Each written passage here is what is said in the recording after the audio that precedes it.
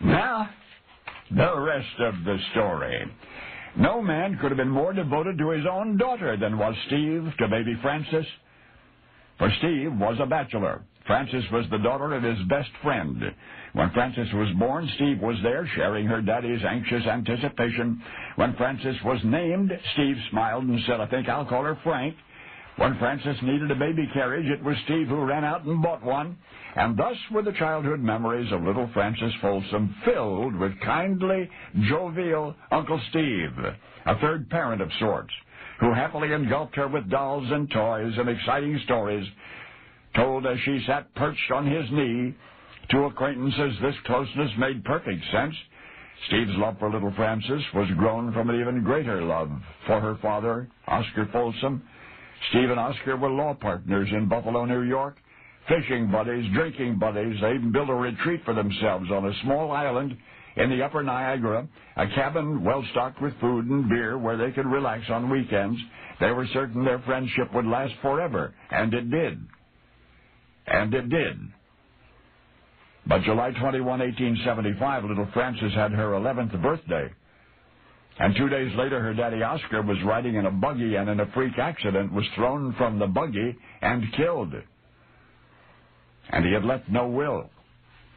Steve, grief-stricken, became administrator of the estate. In effect, he also became Frances's guardian, making certain of the health and safety and superior education of his best friend's little girl was the least he could do.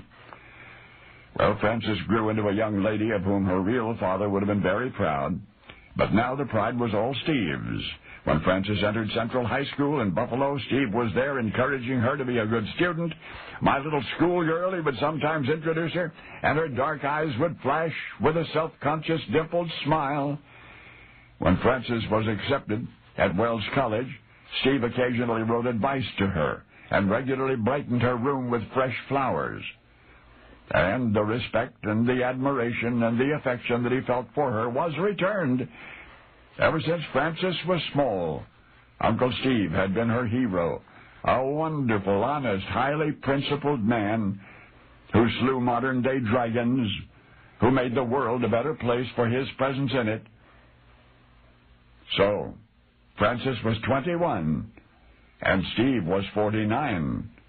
When on Wednesday, June 2, 1886, she came to his home and there became his bride, and thus made history. For theirs was a lifelong love, one that began the day Frances was born, a happily ever after that always was. And this one thing more. The wedding of Frances and Steve was one of the only 2 times that a United States president has been married during his term of office, and was the only time that a president of the United States has ever been married in the White House.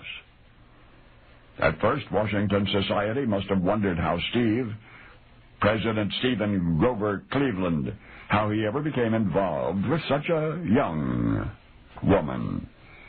Well, now you know, because now you know the rest of the story.